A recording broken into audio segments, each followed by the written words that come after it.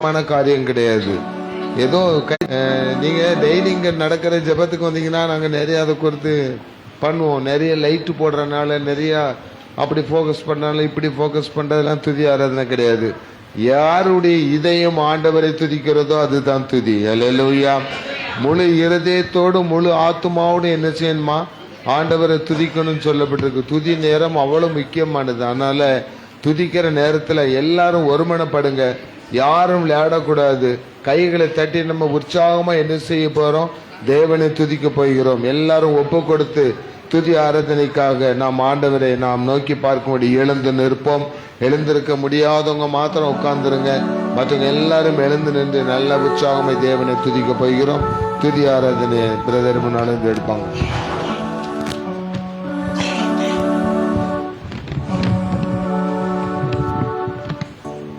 ஹல்லேலூயா, ஹல்லேலூயா. எல்லாரும் சந்தோஷமா இருக்கீங்களா? ஹல்லேலூயா. கர்த்தருடைய சமூகத்தில் கொஞ்ச நேரம் தேவனை ஆராதிக்கலாம். ஹல்லேலூயா, ஹல்லேலூயா. கர்த்தர் பெரியவர். ஹல்லேலூயா, ஹல்லேலூயா. கர்த்தரை நம்ம துதிக்கும் போது அற்புதத்துக்காக மாத்திரம் துதிக்க கூடாது. ஹல்லேலூயா. அவர்கிட்ட நன்மை பெறுவதற்கு மாத்திரம் துதிக்க கூடாது. கர்த்தருடைய மகிமையை வாஞ்சிட்டு துதிக்கணும். ஹல்லேலூயா. இந்த நேரத்தில் கர்த்தருடைய மகிமை நம்ம நிரப்பணும். ஹல்லேலூயா. இந்த இடத்துல கர்த்தருடைய மகிமையை மாத்திரம் கேட்டு நம்ம துதிக்கலாமா கொஞ்ச நேரம்? ஹல்லேலூயா. கர்த்தருடைய மகிமை இஸ்ரவேல் ஜனங்கள் பிரயாணமாய் கானான் தேசத்துக்கு பிரயாணமாய் போகும்போது கர்த்தருடைய மகிமை அவங்கள நடத்திச்சு. ஹல்லேலூயா. கர்த்தருடைய மகிமை ஆசாரிப்பு கூடாரத்தை முழுவதும் நிரப்பெரிச்சு. கர்த்தருடைய மகிமை எங்க இருக்குதோ அந்த இடத்துல கர்த்தர் இருக்கிறார். ஹல்லேலூயா. நம்ம கர்த்தருடைய மகிமையை மாத்திரம் இந்த நேரத்தில் கேட்கும்போது கண்டிப்பா நிச்சயமாய் கர்த்தர் நம்மளோட வருவார். ஹல்லேலூயா. இந்த இடத்துல கர்த்தருடைய மகிமை நிரம்பும் போது கர்த்தர் இந்த இடத்துல எழுந்தருள்வார். கர்த்தர் எந்த இடத்துல இருக்காரோ அந்த இடத்துல என்ன நடக்கும்? அற்புதம் நடக்கும். ஆமென். கர்த்தர் இருக்கிற இடத்துல அற்புதம் நடக்கும். இப்போ கர்த்தருடைய மகிமை இருக்கும் போதே நமக்கு அற்புதம் நடக்கும். ஆமென். நம்ம தனியாக அற்புதம்னு கேட்க தேவையில்ல.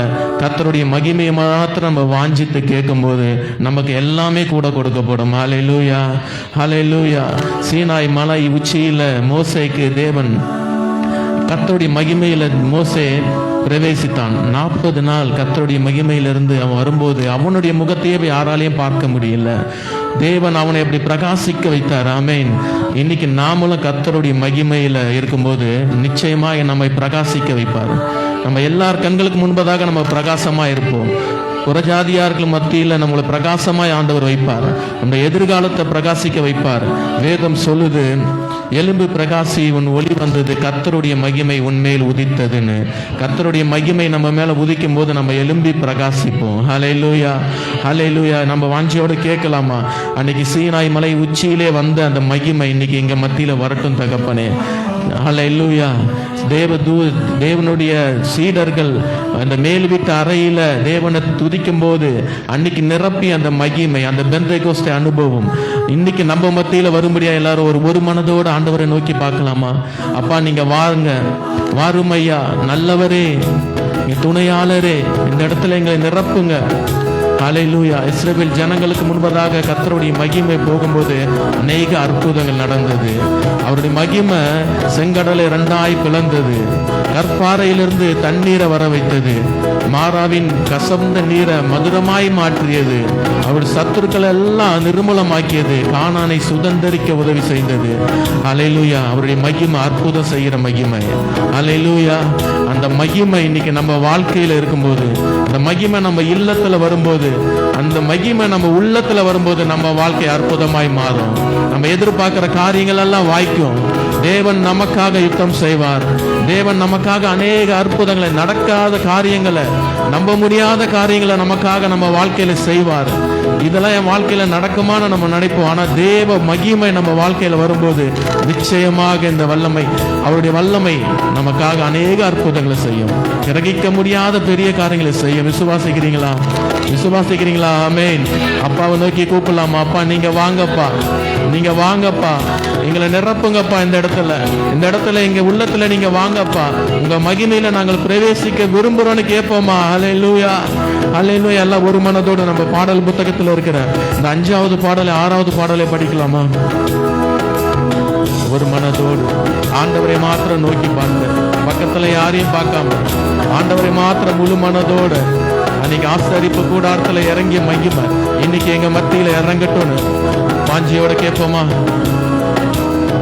ஆமென்.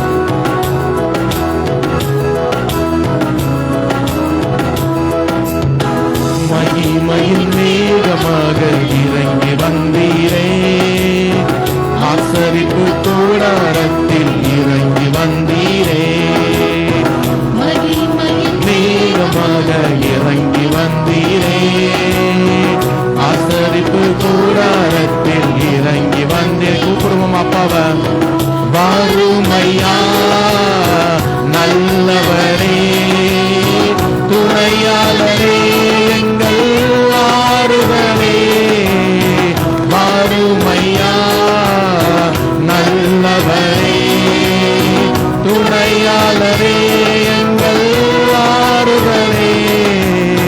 மகிமையில் மேகமாக இறங்கி வந்தீரே, ஆசரிப்பு கூடாரத்தில் இறங்கி வந்தீரே. மகிமையின் மேகமாக இறங்கி வந்தீரே, ஆசரிப்பு கூடாரத்தில் இறங்கி வந்தீரே. மக பரிசுத்த ஸ்தலத்தில் கேருபீன்கள் மத்தியில் கிருபாசனம் மீதினில் இறங்கி வந்தீரே. மக பரிசுத்த ஸ்தலத்தினில் கேருபீன்கள் மத்தியில் கிருபாசனம் மீதினில் இறங்கி வந்தீரே. வாருமையா நல்லவரே, துணையாளரே, எங்கள் ஆறுதலே. வாருமையா துணையாளரே, எங்கள் ஆறுதலே.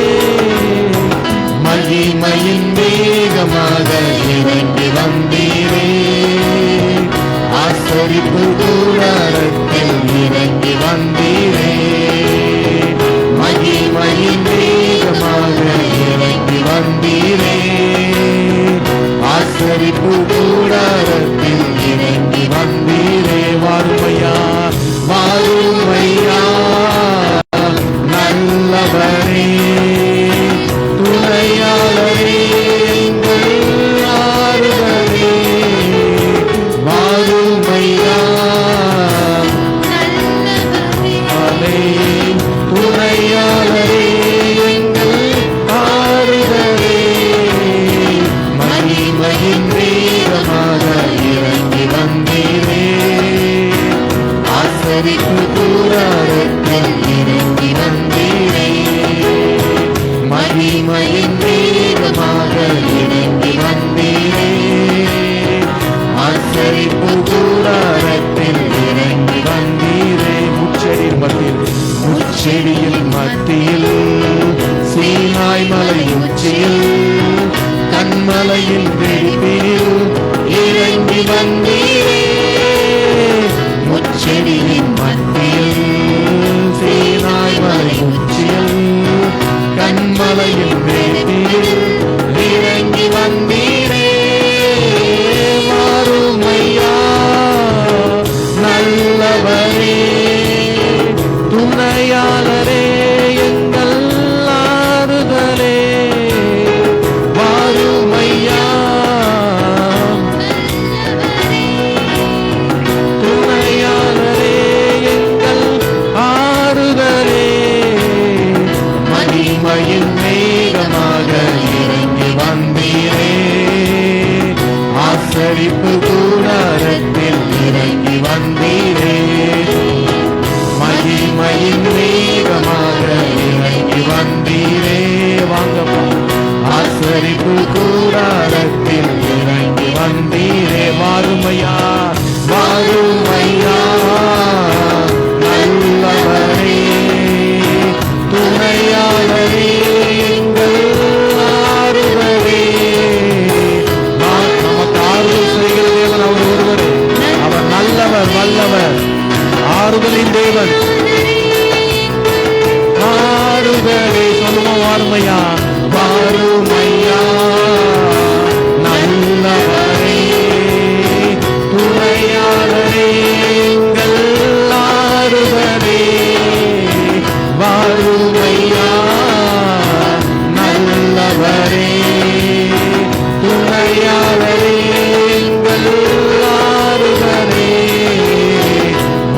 மகிமையின் மேகமாக இறங்கி வந்தீரே. உற்சாகத்தோட பாடலாமா?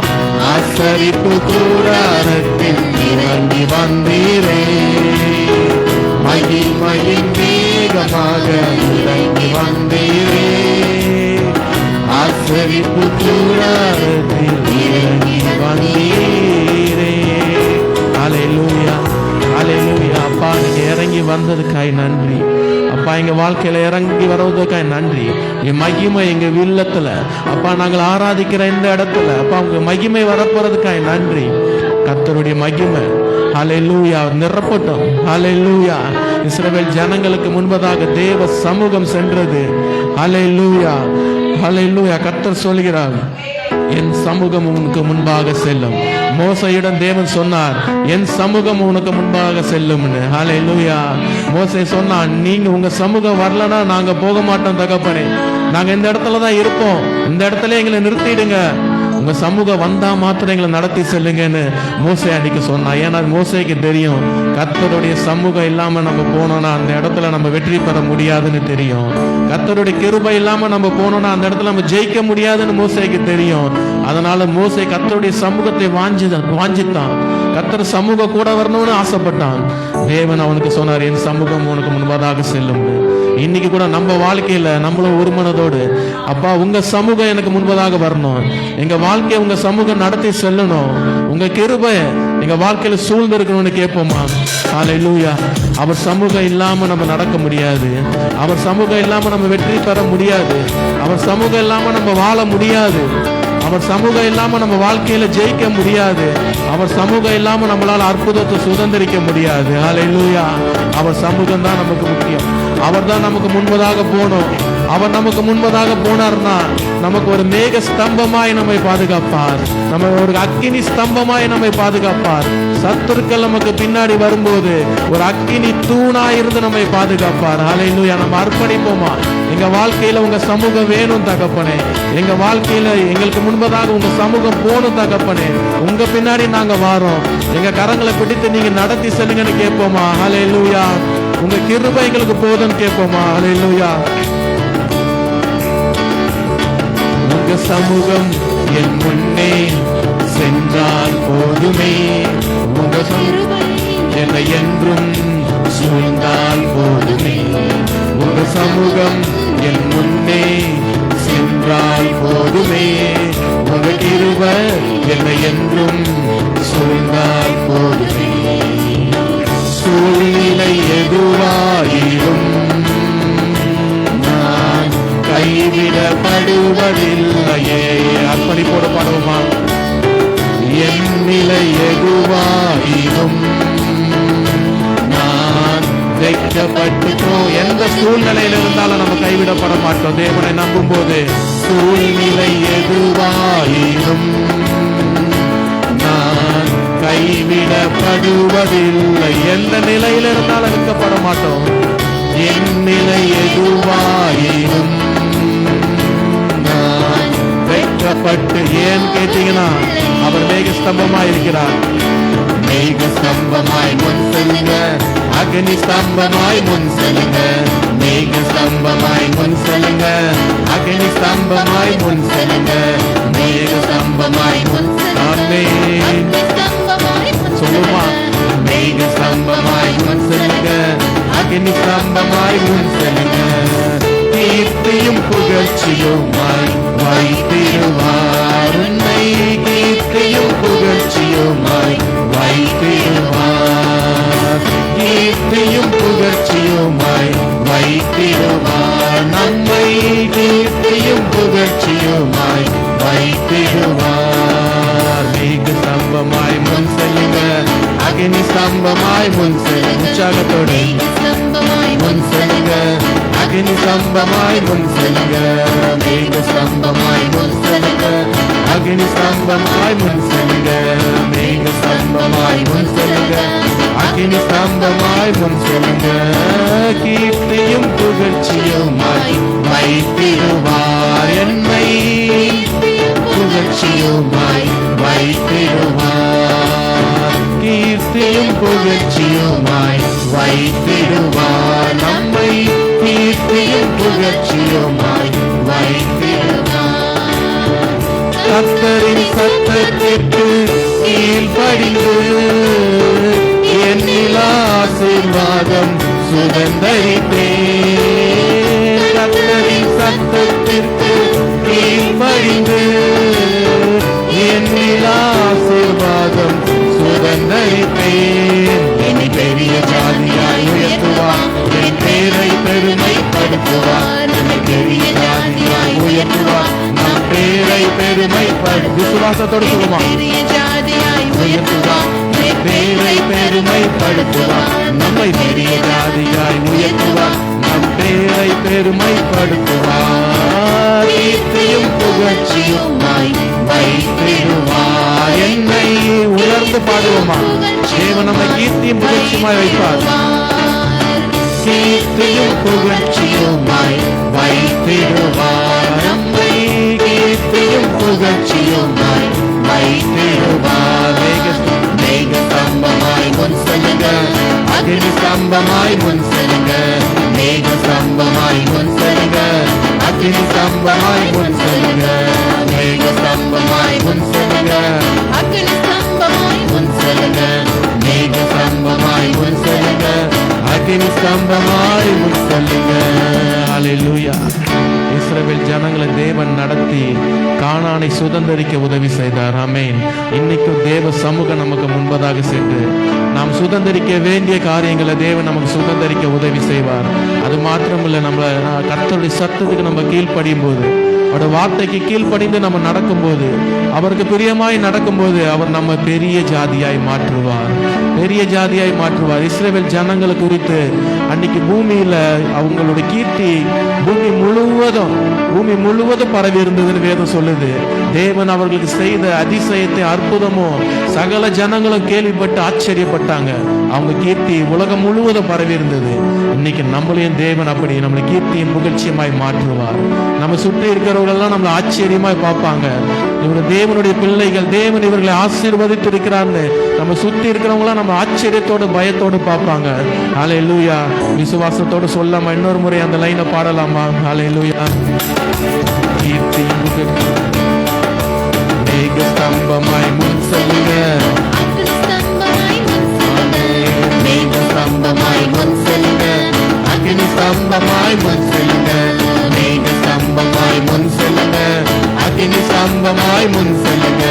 மேக ஸ்தம்பமாய் முன் செல்லுங்க, அக்னி ஸ்தம்பமாய் முன் சொல்லுமா.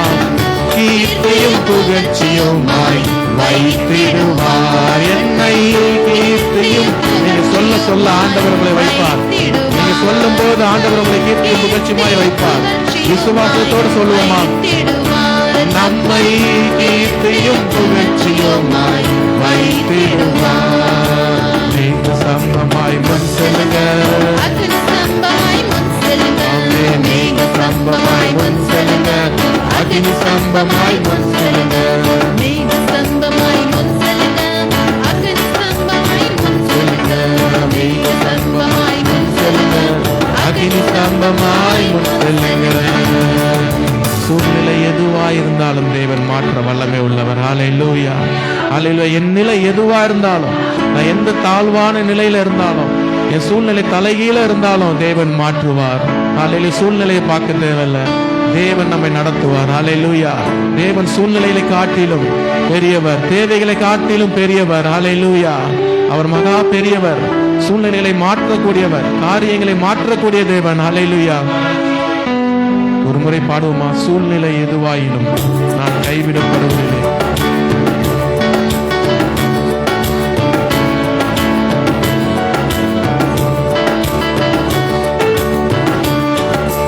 சமூகம் என் முன்னே சென்றால் போதுமே, உங்க சமூகம் என் முன்னே சென்றால் போதுமே, உங்க சமூகம் என் முன்னே சென்றால் போதுமே, உங்க கிருபை என்னை என்றும் சூழ்ந்தால். விசுவாசத்தோட சொல்லலாமா? சூழ்நிலை எதுவாயினும் நான் கைவிடப்படுவதில்லையே.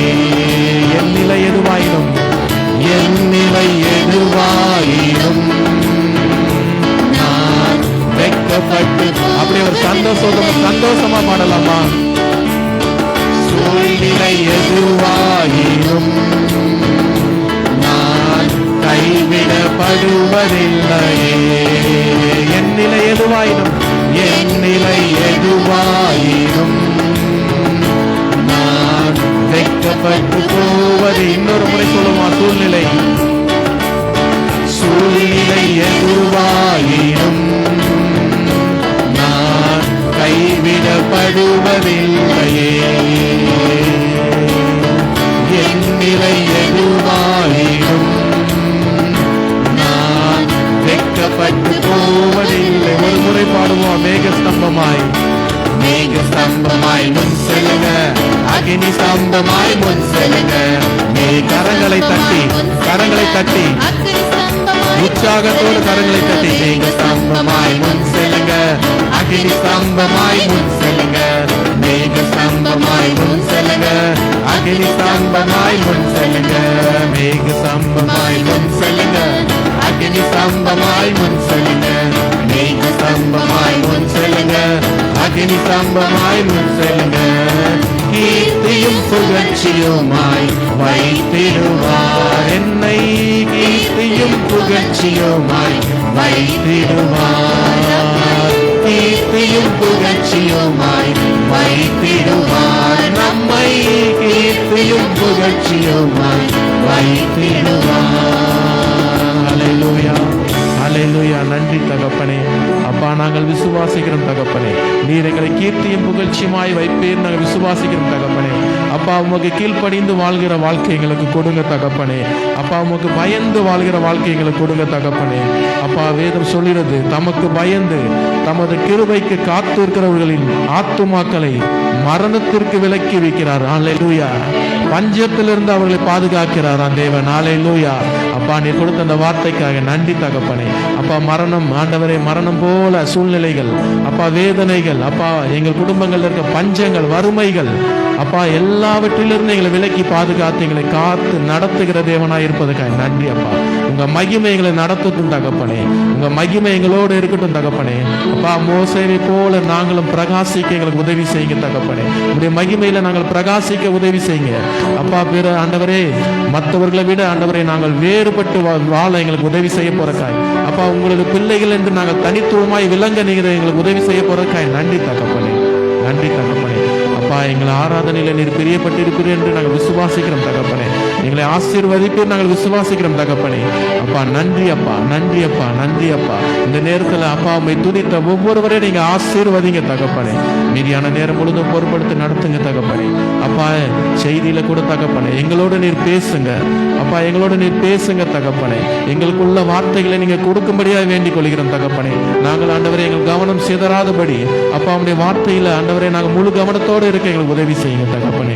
நீரை பலப்படுத்துங்க, தடையாவையும் அகற்றுங்க தகப்பனே. இயேசு கிறிஸ்துவின் மூலம் ஜெபிக்கிறோம் ஜீவனுள்ள நல்ல தகப்பனே. ஆமென், ஆமென், ஆமென்.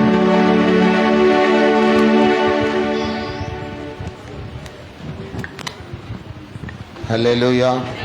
இயேசுவின் நாமத்தினாலே உங்களை நான் வாழ்த்துகிறேன். சரி, போவதற்கு முன்னாடி ஒரு சின்ன அறிவிப்பு சொல்லிடுறேன். நம்முடைய கிறிஸ்மஸ் பண்டிகையை முன்னிட்டு இந்த கீத ஆராதனை, கிறிஸ்மஸ் கேரல் சர்வீஸ், இப்படிப்பட்ட காரியங்களுக்காக ஜெபித்து கொள்ளுங்க. எல்லா காரியங்களையும் ஆண்டவர் நேர்த்தியாக நமக்கு செய்து முடிப்பார். இன்னைக்கு இது முடிஞ்ச உடனே, இந்த ப்ரேயர் முடிஞ்ச உடனே இந்த சின்ன பிள்ளைங்க, இந்த சண்டே கிளாஸ்க்கு வர்ற பிள்ளைங்க யாரெல்லாம் இருக்காங்களோ அவங்களுக்கு கொஞ்சம் கேதர் பண்ணி ரோசிஸ் வந்து கொஞ்சம் அவங்க என்னைக்கு அதை ட்ரெயின் பண்ண போகிறாங்க, ரோசி நிர்மலா அவங்க சேர்ந்து என்ன செஞ்சுக்கோங்க, கலெக்ட் பண்ணி பேசிடுங்க. இந்த தினத்தந்தி, தினகரன், மாலை முரசு பத்திரிகை பார்த்தீங்கன்னா பெரிய நியூஸ் இருக்கும், ஹெட்லைன் பெரிய நியூஸ் இருக்கும். 8 காலம்னு சொல்லுவாங்க, 8 கால தலைப்பு அப்படின்னு சொல்லுவாங்க. அதில் முக்கியமான நியூஸ் இருக்கும். பார்த்தோன்னா அதுதான் என்ன செய்யும், பெரிய பஸ் விபத்து, 35 பேர் பலி, அதுதான் பெரிய நியூஸாக தெரியுது. எல்லாத்துக்கும் மத்தியில் பெட்டி செய்தின்னு ஒன்று போடுவாங்க. யாருக்கெல்லாம் அதை பார்த்துருக்கீங்க? பெட்டி செய்தி, பாக்ஸ் நியூஸ்னு ஒன்று போடுவோம். நான் பத்திரிகையில் இருந்தனால சொல்கிறேன். அந்த என்னதான் அந்த 8 கால செய்தி பெருசாக இருந்தாலும் அந்த பெட்டி செய்தி மட்டும்தான் எல்லாருடைய கவனத்தையும் என்ன செய்யும், ஷார்ப்பாக என்ன செஞ்சிடும் இருக்கும். ஏன்னா அது சின்ன பிட்டா இருந்தாலும் அது ஒரு முக்கியமான இம்பார்ட்டன்ட் மேட்ரு வந்து அதுல என்ன செய்யும் இருக்கும். அதற்கான விளக்கம் மற்ற பத்திரிகைகள் மற்ற பேஜ்ல இருக்காது. அதுக்காகவே சில பெட்டி செய்திகள் சில முக்கியமான செய்தி வச்சிருப்போம். அதே மாதிரி எதுக்குன்னா அந்த பெரிய செய்தியை சுருக்கமா ஒரு சின்ன பாஸ்கில் போட்டு ஜனங்களுக்கு அறிவிக்கிறது. அதே மாதிரி தான் இப்ப நேரம் கம்மியா இருக்கனால ஒரு பெட்டி செய்தியை நான் உங்களுக்கு ஒரு செய்தியை ஆண்டுடைய வார்த்தையை சொல்ல போகிறேன். என்னாகமத்தின் புஸ்தகம் பழைய ஏற்பாட்டில் இருக்கிறது. என்னாகமத்தின் புஸ்தகம் 14ஆம் அதிகாரம். என்னாகமம் பைபிள் இல்லாதவங்களுக்கு கொஞ்சம் பின்னாடி பைபிள் இருந்தால் எடுத்து கொடுங்க இந்த பிள்ளைக்கு. என்னாகமத்தின் புஸ்தகம் 14ஆம் அதிகாரம்.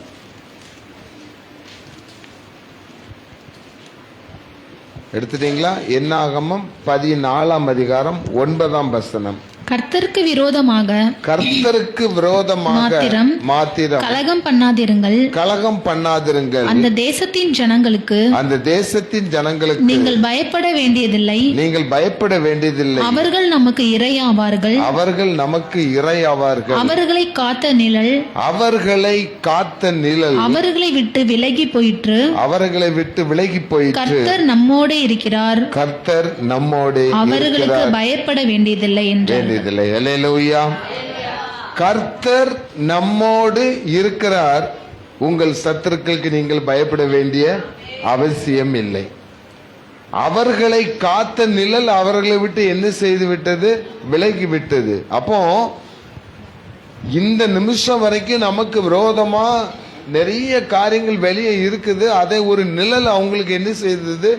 செய்து கொண்டது. இந்த நிழலை தான் இப்ப இருக்கிற காலத்துல பில்லி சுனியம் மந்திரம் ஏவுதல் அப்படின்னு என்ன செய்யறோம் சொல்லிட்டு இருக்காங்க. நம்ம சொல்லக்கூடாது, அவங்க என்ன செஞ்சிட்டு இருக்காங்க சொல்லிட்டு இருக்காங்க. அந்த நிழல் அவர்களை என்ன செய்து பாதுகாக்குது. இல்லாட்டி இப்ப அந்த வித்தியாசமான வழிபாட்டின் முறைகள் அதை ஒரு நிழலா நினைச்சு அந்த நிழல் தான் நம்மளை என்ன செய்து பாதுகாக்குது அப்படின்னு நினைச்சிட்டு இருக்கோம்.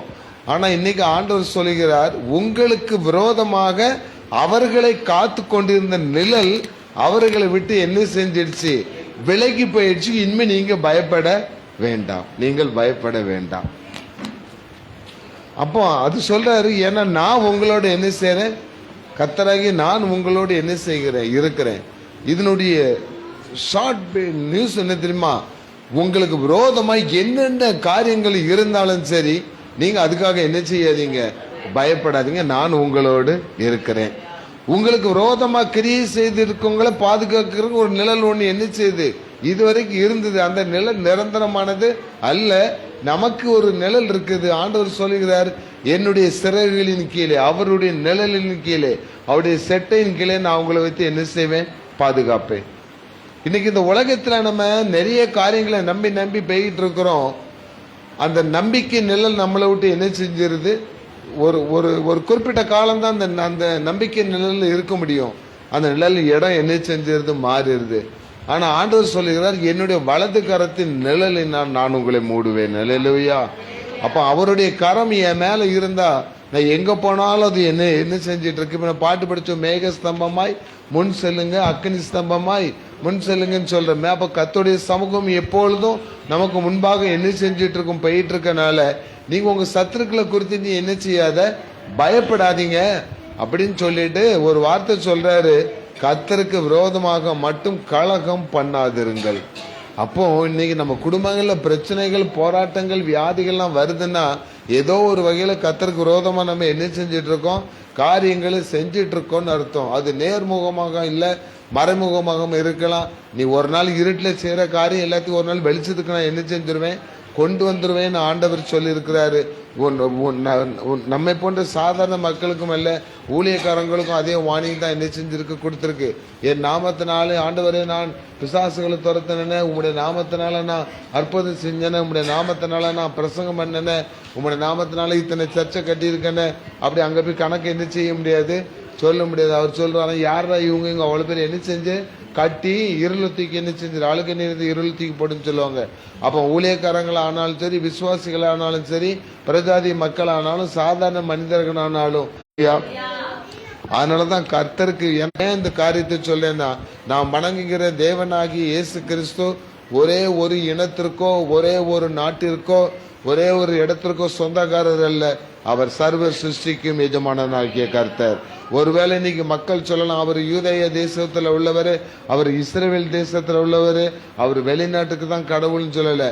ஆண்டவர் படைத்தது உலகம் முழுவதையும் அவர் கரங்கள் படைத்தன. அவர் உலக உருண்டையின் மீது நிற்கிறார், பூமி உருண்டையின் மீது கர்த்தர் நிற்கிறார் என்று வேதத்தில் சொல்லப்பட்டிருக்கு. அப்ப சர்வ சிருஷ்டிக்கும் எஜமானன், இந்த உலகம் முழுவதையும் படைத்த ஆண்டவர், அவர் ஒருவர் தான் இந்த உலகத்திலே உண்மையான கடவுள். அல்லேலூயா. அதனாலதான் சொல்றாரு, எனக்கு விரோதமாக நீங்க என்ன செய்யாதீங்க, கலகம் பண்ணாதிருங்கள். உன் தேவனாகிய கர்த்தர் ஒருவரே கர்த்தர், அவர் ஒருவருக்கு மாத்திரமே ஆராதனை செய்வாயாக முதல் கற்பனை நமக்கு அதான் சொல்லப்பட்டிருக்கு. அப்போ அறியாமல் இன்னைக்கு அநேக வழிபாடுகள் இருக்கலாம், அநேக வழிபாட்டின் முறைகள் இருக்கலாம். நான் அவங்களை குற்றம் சொல்ல மாட்டேன். ஏன் தெரியுமா, அவர்கள் அறியாமல் என்ன செய்கிறார்கள் இருக்கிறார்கள். தேவன் யாருங்கிறதை அறியாமல், தேவன் யார் என்று அவர்கள் அறிந்திருந்தும் அது அறியாதபடி பிசாசான கண்களும் போல என்ன செஞ்சிட்டான், குருடாக்கிட்டான். அவன் காதுகளை என்ன செஞ்சிட்டான், செவிடாக்கிட்டான். அவர்களை வணங்கா கழுத்துள்ள ஜனங்களா என்ன செய்துட்டான், மாத்திட்டான்னு சொல்லப்பட்டிருக்கு. அப்ப நம்முடைய வேலை என்னன்னா, வணங்கா கழுத்துள்ள ஜனங்களை ஆண்டவரை வணங்கும்படி மாற்றுவது தான் நம்முடைய வேலை. வணங்கா கழுத்துள்ள ஜனங்களை, கலகம் பண்ணிக்கிற வேறு விதமான ஆராதனைகளை இருக்கிற ஜனங்களை கிறிஸ்துக்குள் கொண்டு வருவது தான் நம்முடைய வேலை. இந்த வேலையை தான் ஆண்டவர் நம்ம கையில கொடுத்திருக்கிறாரு. அதற்கு தான் இப்படிப்பட்ட கூடுகையில இருக்குது.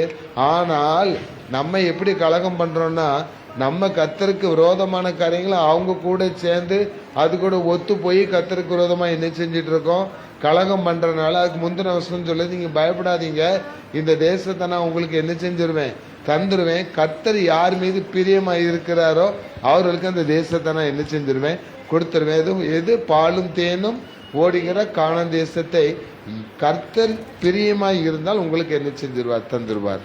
நீங்க கர்த்தருக்கு பிரியமானவர்களாக இருந்தா அவர் உங்களுக்கு என்ன செஞ்சிருவாரு, தந்துருவார். அப்போ பிரியமானவர்களே, வேதம் சொல்லுகிறது, நீங்கள் கர்த்தருக்கு பிரியமானவர்களாய் இருந்தால் உங்களை காக்கும்படி நான் உன்னோடு இருக்கிறேன். உங்களுக்கு விரோதமான காரியம் செய்கிறவங்களை காத்து கொடுத்த நிழல் அவர்களை விட்டு என்ன செஞ்சிட்டு விலகி போயிற்று.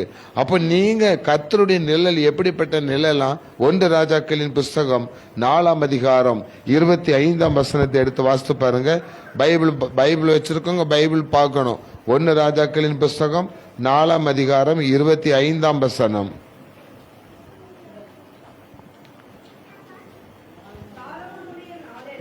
சாலமோனுடைய நாளெல்லாம்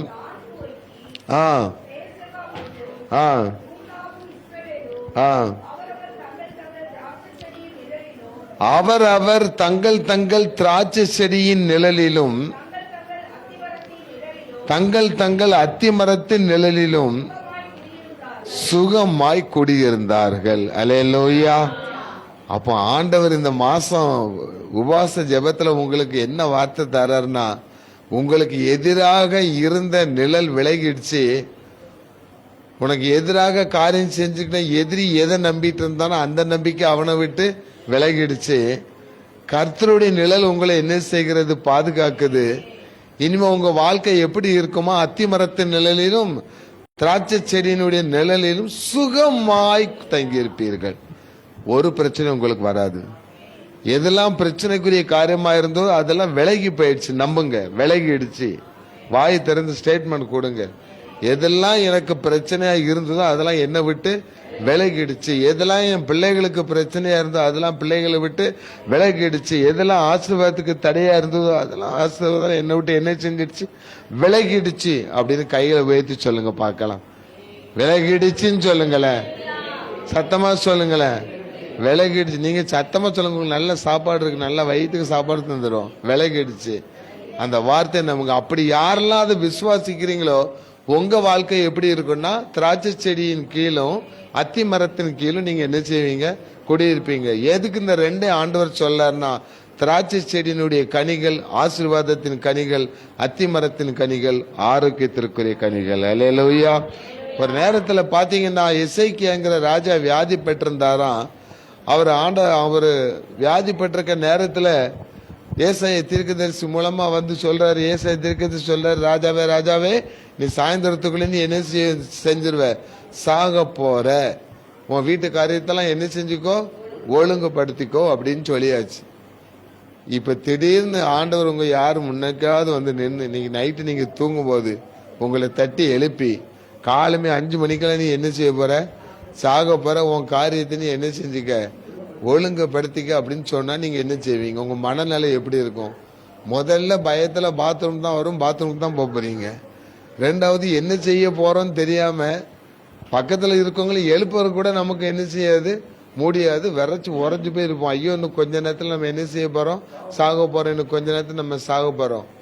நான் பாலாஜி ஹாஸ்பிட்டல் செக்யூரிட்டி ஆபீசரா இருக்கும்போது என்ன நடக்கும்னா, சில பேஷண்ட்டுகள் காது கேட்க டாக்டர்ல வந்து என்ன செஞ்சிருவாங்க, சொல்லிடுவாங்க இன்னும் கொஞ்ச நேரத்தில் இந்த பேஷண்ட் இறந்துருவாங்க, அதனால நீங்க மற்ற காரியத்துக்கெல்லாம் ஏற்பாடு பண்ணி. அது யார் காதுல விழும்? பேஷண்ட் காதுல விழுந்த உடனே அந்த பேஷண்ட் நிலைமை எப்படி இருக்குன்னு சொல்லுங்களேன். இன்னும் கொஞ்ச நேரத்தில் நம்ம என்ன செய்ய போறோம், சாக போறோம், இன்னும் கொஞ்ச நேரத்தில் சாக. அழுது சிலர்லாம் பயங்கரமா அழுது கூக்கல் இடுவாங்க. நான் வேலூர்ல பத்திரிகை ஆபீஸ்ல இருக்கும் பொழுது ஒரு முறை இதே மாதிரிதான் வேலூர் சிஎம்சி ஆஸ்பத்திரியில் ஒரு பெரிய அரசியல்வாதி ஒருத்தர் ஆந்திராவிலேருந்து அங்க அட்மிட் ஆயிருந்தாங்க, எம்வார்டில் அட்மிட் ஆயிருந்தாங்க. அவர் பெரிய காங்கிரஸ்காரர் தான். சரி, அவரை பேடி எடுக்கிறதுக்கு பத்திரிகை நிருபர்கள் கூட சேர்ந்து எல்லாரும் சேர்ந்து போயிருக்கும்போது டாக்டர்கள் சொன்னாங்க, அந்த அவருடைய மனைவி பக்கத்துல இருக்காங்க, அது கூட அந்த டாக்டருக்கு சரியா தெரியாம அந்த பேஷண்ட் கொஞ்ச நேரத்துல என்ன செஞ்சிருவாரு, செத்து போயிருவாருன்னு சொன்னோன்னு அந்த அம்மா போட்ட சத்தத்துல அந்த காலே அதிர்ந்துருச்சு. ஐயோ, தெலுங்குல கிடந்து கத்திட்டு கிடந்தாங்க, என் புருஷன் கொஞ்ச நேரத்துல சாக போறாரு அப்படின்ட்டு. இந்த மேட்ரு அவருக்கு நேரடியா பேசுன்னா அவர் அதுக்கு மேல கத்திருப்பாரு. அப்போ ஒரு மனிதனுக்கு ஒரு மரணம் முன்குறிக்கப்பட்டு சொல்லும் பொழுது அவனுடைய மனநிலை எவ்வளவு பயங்கரமா இருக்கும் பாருங்களேன். ஆனா இந்த ஏசாயாத்து இந்த சொன்ன உடனே இந்த எசேக்கியா ராஜா ஐயோ குய்யெல்லாம் ஒண்ணு என்ன செஞ்சுட்டு கிடக்கல, கத்திட்டு கிடக்கல. அவர் என்ன பண்ணாராம், நேர கர்த்தருடைய சமூகத்துல போய் தனித்திருந்து அந்த இடத்துல அந்த அரண்மனையில தேவனுடைய ஆலயமும் கிடையாது, சர்ச்சும் கிடையாது, அவருக்குன்னு இருக்கப்பட்ட அறையில. நான் சொல்றது நல்லா கவனிச்சுட்டு வாங்க. ஒரு துன்பமான செய்தி, ஒரு துக்கமான செய்தி வந்துருச்சு, அவரால் ஒன்றும் செய்ய முடியாதுன்னு தெரிஞ்சிருச்சு. உடனே அந்த நேரத்தில் ஊழியக்காரர் நோக்கி தீர்க்கதரிசி சொல்லிட்டு அவர் அவார்டுக்கு என்ன செஞ்சிட்டாரு, போயிட்டாரு. பிரதர், உங்களுக்கு ஆண்டவர் இப்படி சொல்லிட்டாரு, நம்ம இருந்து ஜெபம் பண்ணுவோம் அப்படிலாம் ஒண்ணுமே சொல்லலை. சாயந்தரத்துக்குள்ளே சாக போறவன் வேலையை நீ என்ன செஞ்சுக்கோ பார்த்துக்கோன்னு சொல்லிட்டு அவர் போயிட்டாரு அது பாட்டுக்கு. உடனே இந்த ராஜா என்ன பண்ணாரு, தனி அறைக்குள்ள போய் உட்காந்து சுவரை பார்த்து திரும்பி கண்ணீர் விட்டு என்ன செய்கிறாரு, ஜெபிக்கிறார், அழுது ஜெபிக்கிறார். ஆண்டவரே, நான் என்ன பண்ண, எதுக்காக எனக்கு இந்த காரியம் கொடுக்கப்பட்டிருக்கு? அந்த கண்ணீர் ஜெபத்தை கேட்டால அந்த வசனத்தை வாசிங்க சிஸ்டர். ஏசாயா அந்த தீர்க்கதரிசியில உன் கண்ணீரை சத்தமா வாசிங்க. ஏசாயா தீர்க்கதரிசியின் புத்தகம் 38ஆம் அதிகாரத்திற்கு, உன் கண்ணீரை கண்டேன் ஆ கர்த்தாவே, ஆ ஆ ஆ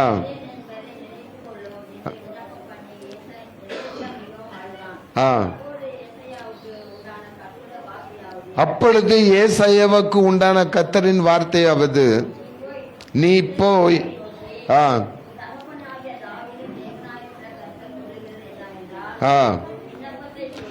உன் விண்ணப்பத்தை கேட்டேன், உன் கண்ணீரை கண்டேன், இதோ உன் நாட்களோடு 15 வருஷத்தை கூட்டுகிறேன். ஒரு அல்லேலூயா சொல்லுங்களேன். அவன் பாருங்களேன், உன் விண்ணப்பத்தை கேட்டேன், உன் கண்ணீரை கண்டேன். உங்கள் விண்ணப்பத்தை இன்னைக்கு ஆண்டவர் கேட்டிருக்கிறாரு.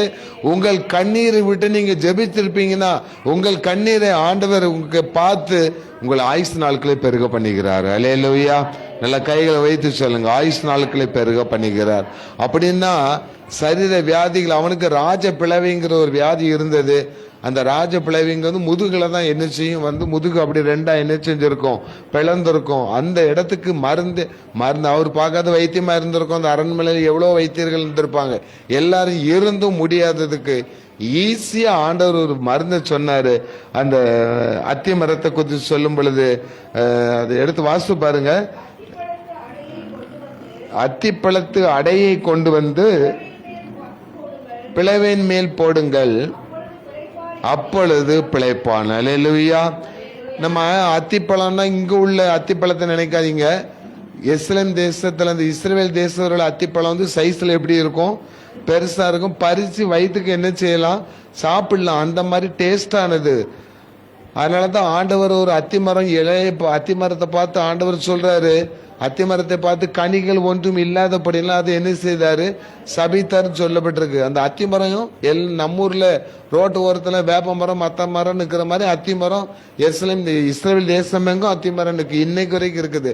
அப்ப வயிறு பசியானதுல என்ன செய்றாங்க, அதுல 2 பழத்தை பறிச்சு என்ன செஞ்சுட்டு போறாங்க, சாப்பிட்டுட்டு போறாங்க. அது சாப்பிடுறதுக்கு மட்டும் இல்லை, இங்க சொல்லப்பட்டிருக்கு அத்தி பழத்தினால் ஒரு அடையை உண்டு பண்ணி இந்த வியாதி பட்டிருக்க இடத்துல வச்சு கட்டு, அந்த வியாதி சுகமாயிரும். அல்லேலூயா. இப்ப ஆண்டவர் சொன்னாரு, உங்களை திராட்சை செடியின் நிழலிலும் அத்தி மரத்தினுடைய நிழலின் கீழ் உங்களை சுகமாய் நீங்க வாசம் பண்ணுவீங்கன்னு சொன்னா சரீரத்துல வியாதி இல்லாம இருக்க போறீங்க. அல்லேலூயா. உங்கள் சரீரத்துல வியாதிகள் எல்லாவற்றையும் ஆண்டவர் என்ன செய்றாரு, மாற்ற போகிறார். யாருக்கு இந்த ஆசீர்வாதம் கிடைக்குன்னா, கர்த்தருக்கு விரோதமாக கலகம் பண்ணாதவர்களுக்கு. கலகம் பண்ணினால் நீ அத்திமரத்துக்கு கீழே என்ன செய்ய முடியாது, இருக்க முடியாது. அப்படி நீ அத்திமரத்தின் கீழே இருந்தாலும் மரம் பார்க்க அழகா இருக்குமே தேரும், பசியா இருக்குங்க, கனிகள் இருக்காது. மரம் பார்க்கற அழகா இருக்கும், வியாதி போக்குற மருந்து அங்க என்ன செய்யாது, இருக்காது. பார்க்கறக்கு நீ வசதியா இருக்கலாம், இருக்கிற வாழ்க்கை நமக்கு பெரிய வசதியா இருக்கலாம், வீடு நமக்கு பெரிய வசதியா இருக்கலாம், சமாதானம் அந்த குடும்பத்துல என்ன செய்யாது, இருக்காது. சந்தோஷம் அந்த குடும்பத்துல இருக்காது.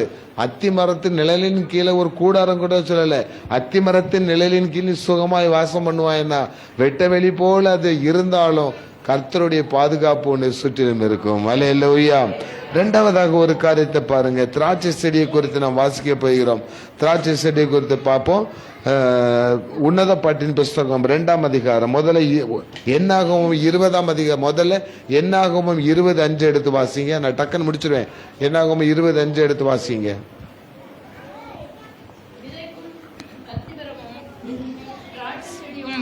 விதைப்பும் அத்திமரமும் திராட்சை செடியும் மாதுளம் செடியும் குடிக்க தண்ணீரும் இல்லாத இந்த கெட்ட இடத்தில் எங்களை கொண்டு வரும்படி நீங்கள் எங்களை எகிப்திலிருந்து புறப்பட பண்ணினது என்ன என்றார்கள்.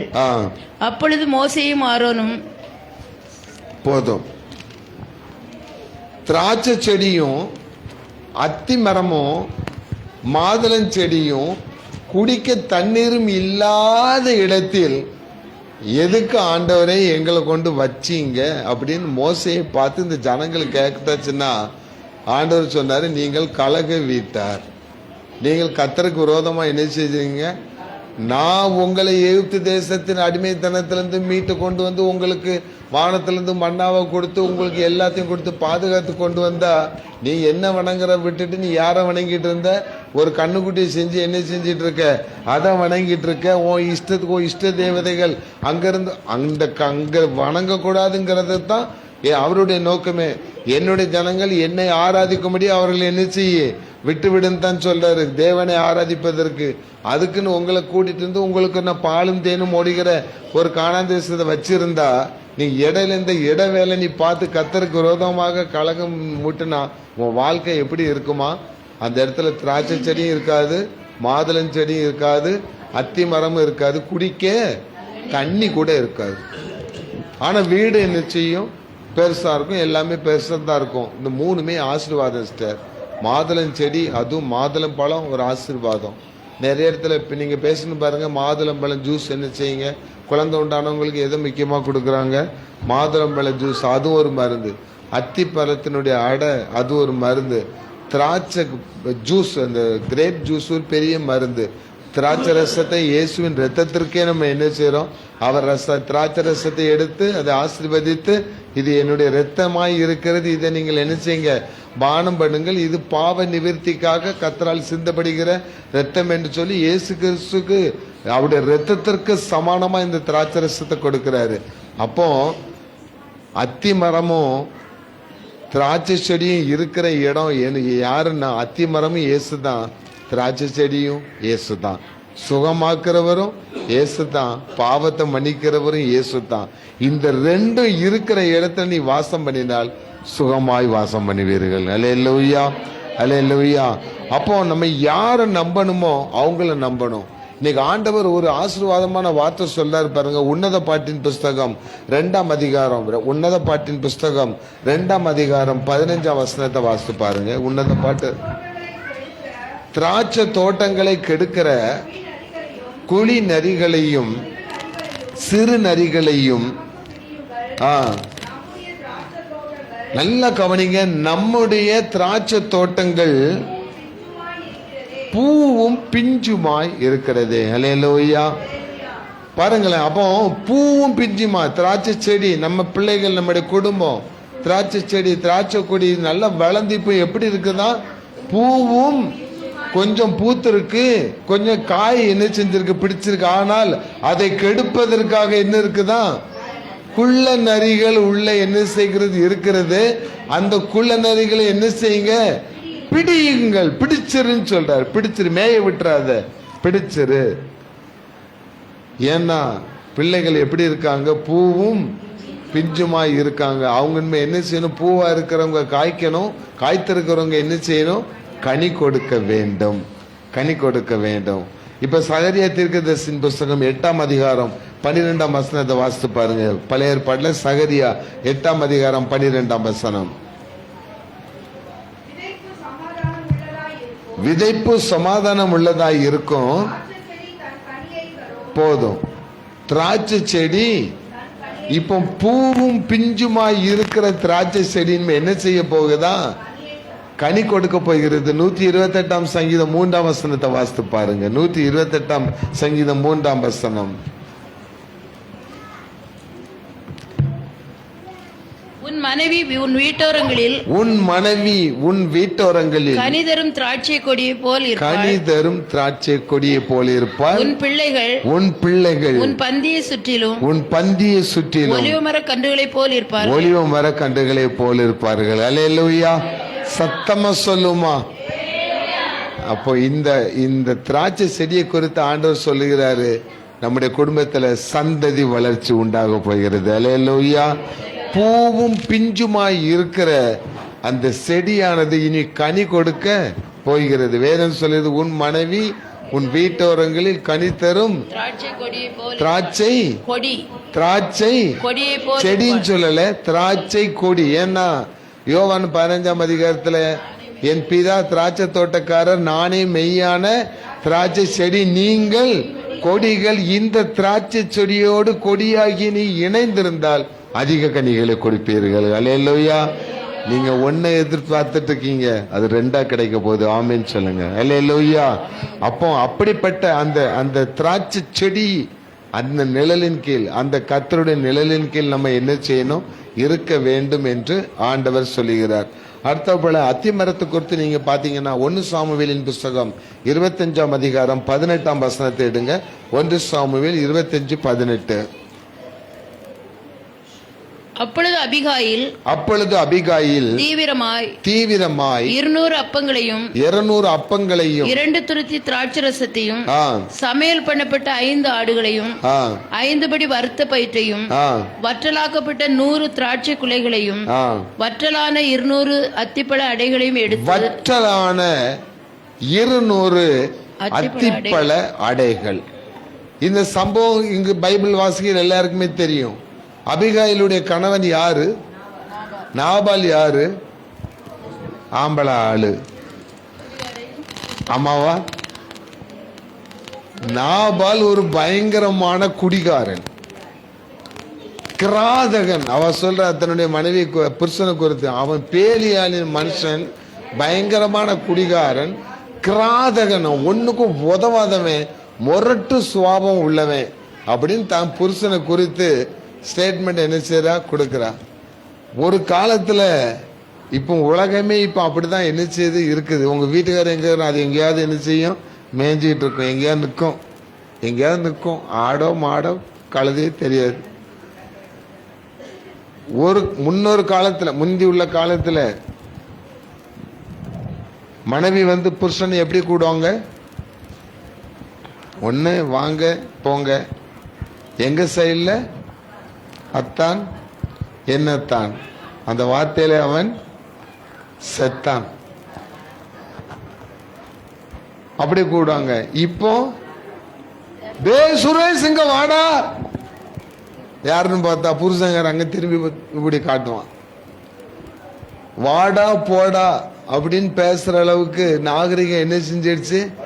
நான் நிறைய இடத்துல பார்த்துருக்கேன். யார நிறைய பேர் போகும்போது டே இங்க வாடா அப்படின்னு கூட மகனை தான் கூடுறாங்க. பார்த்தா ஆட்டுக்குட்டி மாதிரி அவன் வந்து என்ன செஞ்சிட்டு இருப்பான், நின்றுட்டு இருப்பான். காலங்கள் என்ன செய்து மாறிடுச்சு. ஆனா ஆண்டவர் சொல்றாரு பாருங்களேன், இந்த காரியத்துல அபிகாயில் விஷயத்துல இவன் பயங்கரமான மோசமானவன் தான், ஆனா மனைவி அவனை நேசித்தாள். அல்லேலூயா. ஏன்னா தாவீது அந்த இடத்துக்கு ராஜா வரும்போது ரொம்ப பசியா இருக்கிறாரு. இந்த நாபால்கிட்ட போய் சொல்லாரு, எங்க கூட வந்தவங்களாம் பசியா இருக்க, ஒரு நேரத்துக்கு சாப்பாடு கொஞ்சம் என்னச்சு கொடுன்னு கேட்டதுக்கு அவன் சொல்றான், யாருடா அந்த தாவீது, ஈசாயின் மகனுக்கு எனக்கு என்னடா சம்பந்தம், ஒண்ணும் கிடையாதுன்னு சொல்லி துரத்து விட்டுறான். அந்த கோபத்துல தன்னோட இருந்த ஆட்களை கூட்டிட்டு வந்து, இன்னையோட நாமால என்ன செய்ய போறேன், அவனுக்காக சோர்ல மூத்திரம் பேர நாய் கூட அவன் குடும்பத்துல என்ன செய்யக்கூடாது, இருக்கக்கூடாது. அழகா சொல்லப்படுது, சுவர்த்துல மூத்திரம் அடிக்கிற, காலை தூக்கிட்டு மூத்திரம் அடிக்கிற அந்த நாய் கூட என்ன செய்யக்கூடாது, அவன் வீட்டுல இருக்கக்கூடாதுன்னு வாரான். அப்படி வரும்போது இந்த நாபாலுடைய வேலைக்காரங்க அபிகாயில்கிட்ட போய் சொல்றாங்க, அபிகாயில உன் புருஷனுக்கு வந்ததடி ஆபத்து, தாவீதுக்கு விரோதமா இந்த மாதிரி பண்ணனால தாவீது இப்போ கொலை செய்யும்படி வந்துட்டு இருக்காங்க, குடும்பத்தையே அழிச்சு விடுவாரு அப்படின்னு சொன்ன உடனே அபிகாயில் பாருங்க, தன்னுடைய மனைவி புருஷன் இவ்வளவு மோசமானவனா இருந்தோம், பயங்கரவாதியா இருந்தோம், கொடுமைக்காரனா இருந்தாலும் அந்த 200 பேருக்கு தேவையான ஆகாரத்தை எடுத்துட்டு போறா. அதுல 2 இருக்குது, திராட்சை பழத்தினுடைய குலைகளும் இருக்குது, அத்தி மரத்தினுடைய அடைகளும் இருக்கிறது. இந்த 2ஐயும் எடுத்துட்டு போய் தாவீது வர்றக்குள்ள இவளே நேரடியாக போய் கைகளை காலில் விழுந்து அந்த வசனங்களை வாசித்து பார்த்தீங்கன்னா நல்லா இருக்கும். நீ தேவனுடைய மனுஷன், நீர் இந்த பாவத்தை என்ன செஞ்சிடக்கூடாது, செஞ்சு கொலை பழி உன் மேல வரக்கூடாதுன்னு சொல்லி தாவீதையே மனம் திரும்ப வைக்கிற அளவுக்கு அபிகாயிலோட ஆண்டவர் இருந்தார். அல்லேலூயா. அப்போ அந்த அத்திப்பழ அடையும் அந்த திராட்சை பழத்தினுடைய அடையும் ஒரு தாவீது ராஜா பாவம் செய்யாதபடி முதல்ல அதை காப்பாற்றினது. அது மாத்திரமல்ல, இந்த பிரச்சனை முடிஞ்ச உடனே கொஞ்ச நாள்ல புருஷன் உடம்புல வியாதி வந்து செத்து போன பிறகு அதை கேள்விப்பட்ட தாவீது அந்த அபிகாயிலுக்கு மறுவாழ்வு கொடுத்தான். அல்லேலூயா. அப்போ ஒரு அத்திப்பழ அடையும் ஒரு திராட்சைப்பழ அடையும் ஒரு பெரிய ராஜாவை மரணத்துக்கு ஏதுவான பாவம் செய்யாதபடி காப்பாற்றுகிறது. அதே நேரத்தில் அதை கொடுத்த அபிகாயிலுக்கு ஒரு மறுவாழ்வை கொடுத்தது. அப்போ அந்த அத்திமர நிழல், அந்த திராட்சை பழ மரத்தினுடைய நிழல் வந்து வாழ்க்கை இழந்தவர்களுக்கு மறுவாழ்வு கொடுக்க போகிறது. அல்லேலூயா. சமாதானம் இல்லாமல் பிரிந்து போன குடும்பங்களை ஒன்றிணைக்க போகிறது. குடும்பத்தில் எங்கெல்லாம் இப்படிப்பட்ட சமாதான குறைவுகள் இருக்கிறதோ அவங்க எல்லாரும் ஆண்டவருக்கு விரோதமாக கலகம் பண்ணாதபடி கர்த்தரை நீங்க நம்பி இருந்தாச்சுன்னா, மலைகள் விலகி போனாலும் பர்வதங்கள் நிலை பெயர்ந்து போனாலும் அவருடைய கிருபை மட்டும் நம்மளை விட்டு என்ன செய்யாதான், விலகாமல் இருக்குன்னு சொல்லப்பட்டிருக்கு. இன்னைக்கு ஆண்டவர் நமக்கு சொன்ன வார்த்தை என்ன தெரியுமா, நீங்கள் அத்தி மரத்தின் நிழலிலும் திராட்சை செடியின் நிழலிலும் என்ன செய்வீங்க, சுகமாய் குடியிருப்பீர்கள். அந்த உபவாச நாளில ஆண்டவர் அதை தான் சொல்றாரு. நீங்க கர்த்தருக்கு விரோதமாக மாத்திரம் என்ன செய்யாதீங்க, கலகம் பண்ணாம கர்த்தருக்கு கீழ்ப்படிந்து அவருடைய சத்தத்தை கேட்டு நீங்க நடந்தீங்கன்னா, அவர் ஒருவருக்கே ஆராதனை செய்தீங்கன்னா, நீங்க உலகத்துல வேற யாரும் நம்ப வேண்டாம். நீங்க நம்பி இருந்தவங்க உங்களை கைவிடலாம், மலை போல நீங்க நம்பி இருந்தவங்க உங்களை என்ன செய்யலாம், கைவிட்டு போகலாம். ஆனா ஆண்டவர் உங்களை என்ன செய்ய மாட்டாரு, கைவிட மாட்டாரு. கிருபை அவரோடு இருக்கும். எங்களோடு சேர்ந்து உற்சாகமாக படித்து நாம் ஜெபிக்கும்படி எழுந்திருக்க போகிறோம். மலைகள் விலகி போனாலும் பர்வதங்கள் விலகி போனாலும், மலைகள் விலகி போனாலும் பர்வதங்கள் விலகி போனாலும், அவர் இரக்கம் மாறாது எங்கள் வாழ்விலே, அவர் கிருபை அவர் இரக்கம் மாறாது எங்கள் வாழ்விலே. மலைகள் விலகி போனாலும்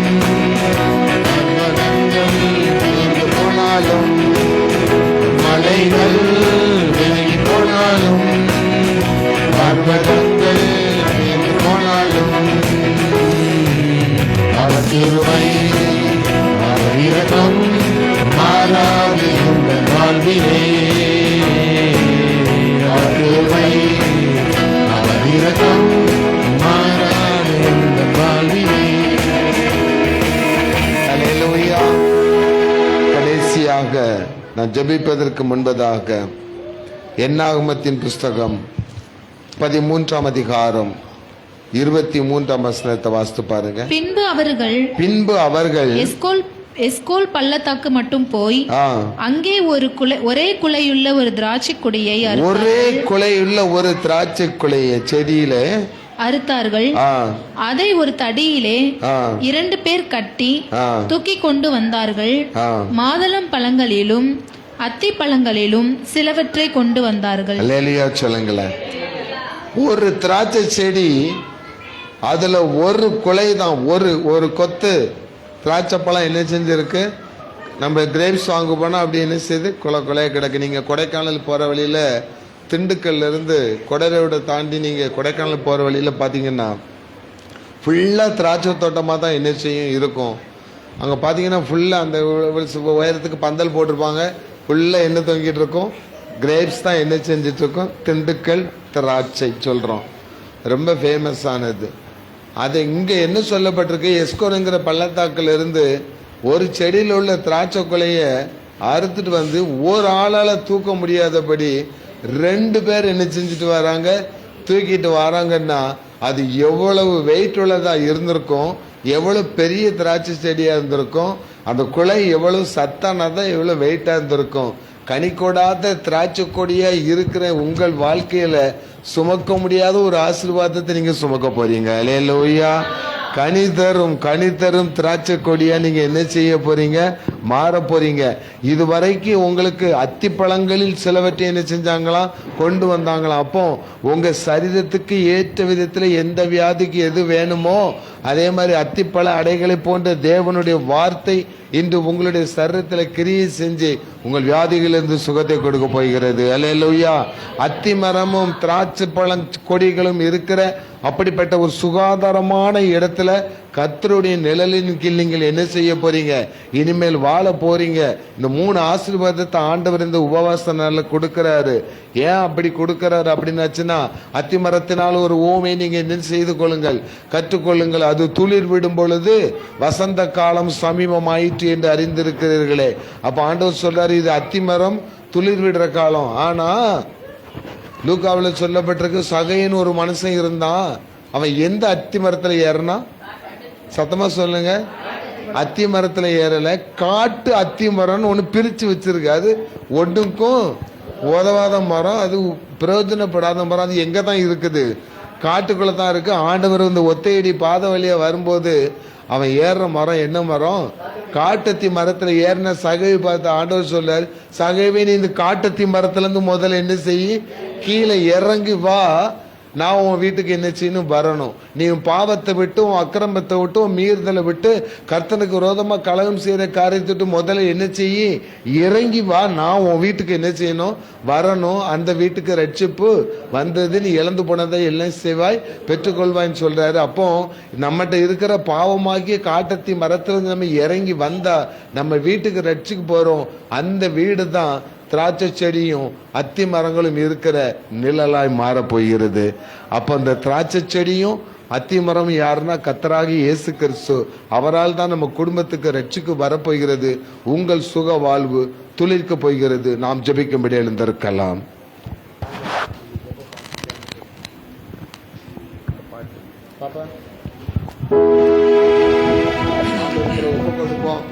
ஆண்டவரே, நான் காட்டத்தி மரத்தில் இருக்கிறேன், கர்த்தருக்கு விரோதமாக நான் கலகம் பண்ணி கொண்டிருக்கிறேன். அந்த கலகங்களை எல்லாம் விட்டு நான் மனம் திரும்பி என் வீடு ஒரு திராட்சை தோட்டமா, ஒரு அத்தி மரமா மாத்தணும். உங்களுடைய அத்தி மரத்தின் நிலையின் கீழே நீங்க குடி இருக்கணும். தெரியாது பாப்பா, அதனாலதான் சொல்லி ஒப்புக்கொள். விளையாடக்கூடாது, பசங்க விளையாடக்கூடாதுமா. எல்லாரும் கண்களை மூடுங்க, எல்லாரும் கண்ணை மூடுங்க, எல்லாரும் கைகளை கூப்புங்க. முழங்கால் படியிடுறவங்க முழங்கால் படியிட்டு ஜெபிக்க போகிறோம். எல்லாரும் யாருக்கெல்லாம் முழங்கால் போட முடியுமோ அவங்களாம் முழங்கால் படியுங்க. முழங்கால் படியிட்டு நாம் ஜெபிக்க போகிறோம். முழங்கால்களை முடக்குங்கள், முழங்கால் யுத்தம் உண்டாகட்டும். பாடட்டு ஒப்புப்படுங்க.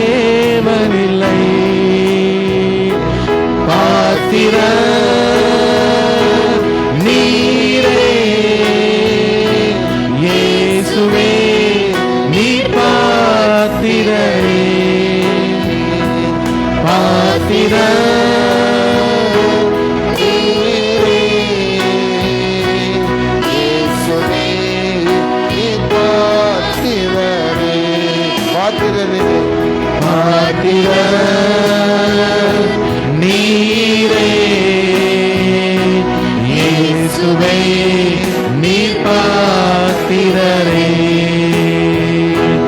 உம்மை போல் வேறு தெய்வமில்லை, உம்மை போல் வேறு தெய்வமில்லை, உம்மை போல் வேறு தெய்வமில்லை,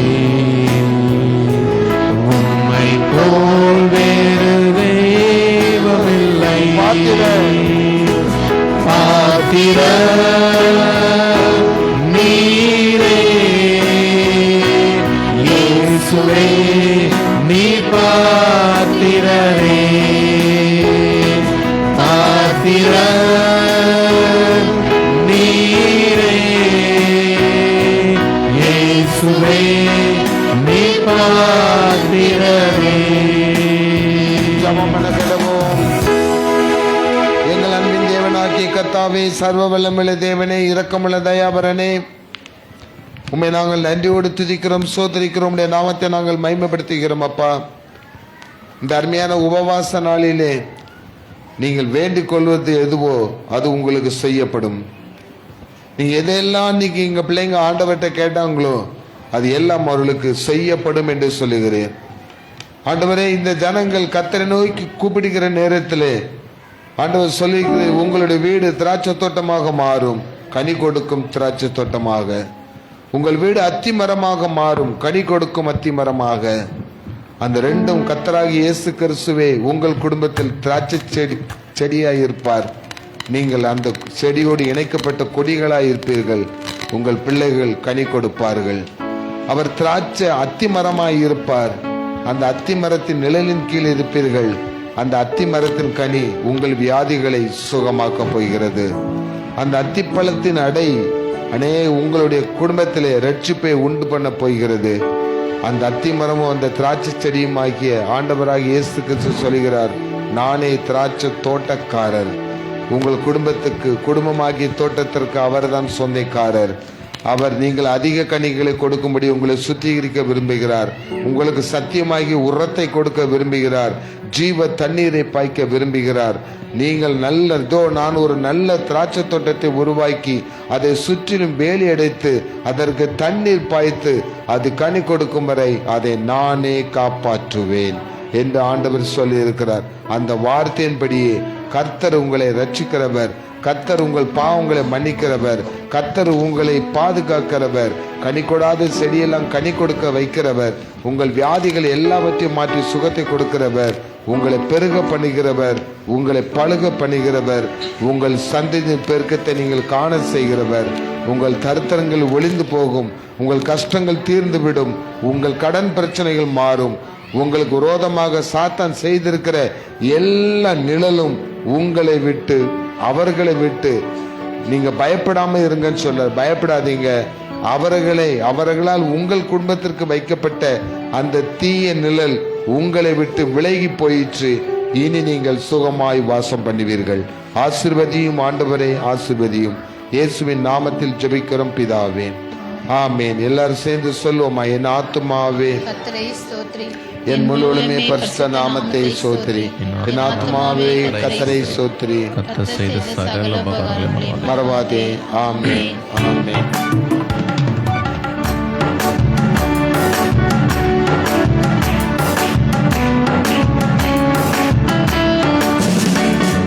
குதூகலம் கொண்டாட்டமே என் இயேசுவின் சன்னிதானத்தில், குதூகலம் கொண்டாட்டமே என் இயேசுவின் சன்னிதானத்தில், ஆனந்தம் ஆனந்தமே என் அன்பரின் திருப்பாதத்தில், ஆனந்தம் ஆனந்தமே என் அன்பரின் திருப்பாதத்தில், குதூகலம் கொண்டாட்டமே என் இயேசுவின் சன்னிதானத்தில், வல்லவராம் இயேசு வாழ வைக்கும் தெய்வம், வெற்றி மேல வெற்றி தந்தார். வல்லவரும் இயேசு வாழ வைக்கும் தெய்வம், வெற்றி மேல வெற்றி தந்தார். ஒரு மனமாய் கூடி ஓசன்னா பாடி ஊரெல்லாம் கொடியேற்றுவோம். ஒரு மனமாய் கூடி ஓசன்னா பாடி ஊரெல்லாம் கொடியேற்றுவோம். குதூகலம் கொண்டாட்டமே என் இயேசுவின் சன்னிதானத்தில். குதூகலம் கொண்டாட்டமே என் இயேசுவின் சன்னிதானத்தில். ஆனந்தம் ஆனந்தமே என் நண்பரின் திருப்பாதத்தில். ஆனந்தம் ஆனந்தமே என் நண்பரின் திருப்பாதத்தில். ஹல்லேலூயா, ஹல்லேலூயா. கர்த்தர் உங்களை ஆசீர்வதிப்பாராக. தயவுசெய்து உட்காருங்க. நாளைக்கு 4 மணிக்கு சண்டே கிளாஸ் உண்டு, அதுக்கு வந்துருங்க.